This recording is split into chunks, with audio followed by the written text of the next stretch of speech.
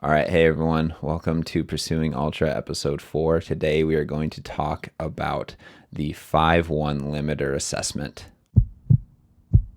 I'm not sure how many people have actually heard about the 5-1 limiter assessment, but this is an assessment that was created by a lot of really smart individuals over at Moxie Monitor.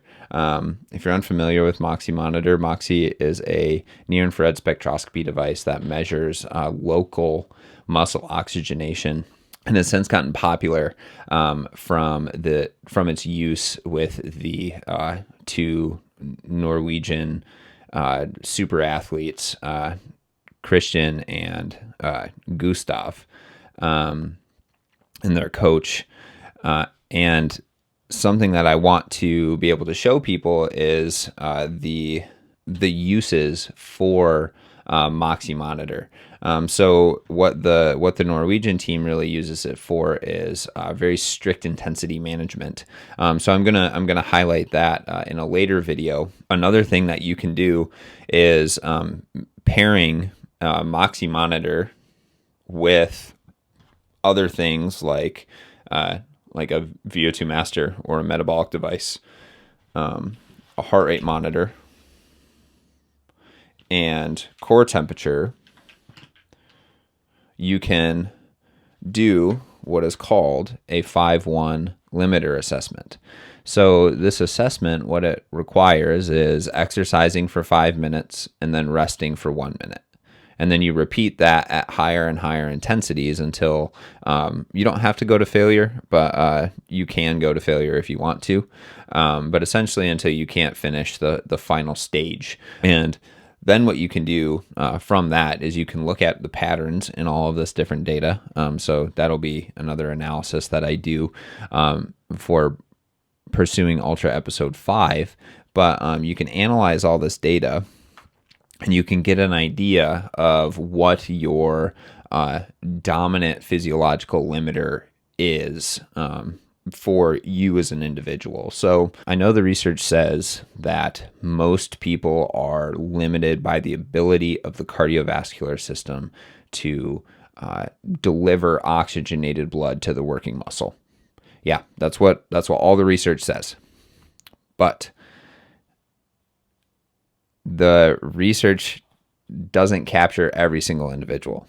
So there are some individuals who are actually limited by their ability of their mitochondria to extract oxygen. These individuals generally are the ones that are just kind of new to training, reintroducing themselves to training, that sort of stuff.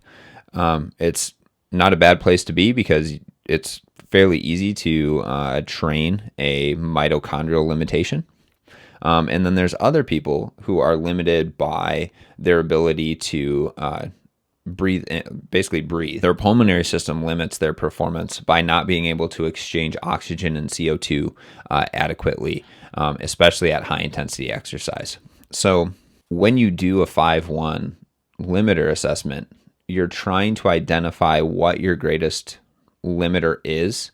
And by doing so, you can target that limiter and you can essentially bring your physiology. So say, for example, you have, your 3 limiters. If one of them is way down here, and the only way that you're actually going to be able to progress your physiology is bringing that limiter back up and then progressing all of your physiology together. Something that I've heard in the past is from Evan Peikon, who's a really, really smart physiologist and coach.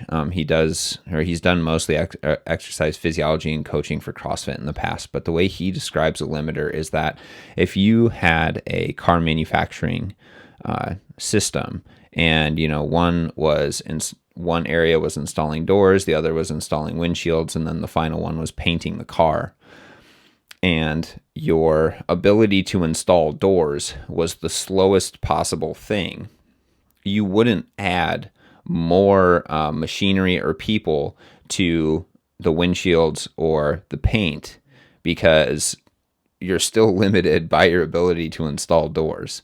So you want to, give yourself the ability to install more doors so that your supply chain or your assembly chain runs as fast as possible. So that's the same idea with a limiter.